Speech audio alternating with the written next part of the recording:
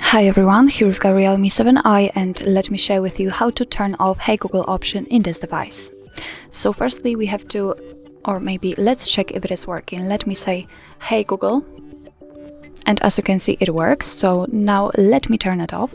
Let's enter the Google folder and tap on Google. Now we have to tap on this three dots icon and find the settings. Now let's tap on Google Assistant.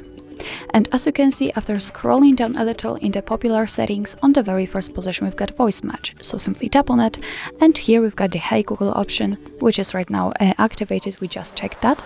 So in order to turn it off, just tap on the switcher, and here we've got the info that you will be still able to use OK Google in some driving apps such as Google Maps and so on. So just tap on OK, and as you can see right now it is turned off, so it means that the Hey Google option won't work on your device. Let's check it.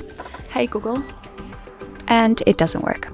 So actually that's all. This is how to turn off Hey Google option in your Realme 7i. Thank you so much for watching. I hope that this video was helpful, and if it was, please hit the subscribe button and leave the thumbs up.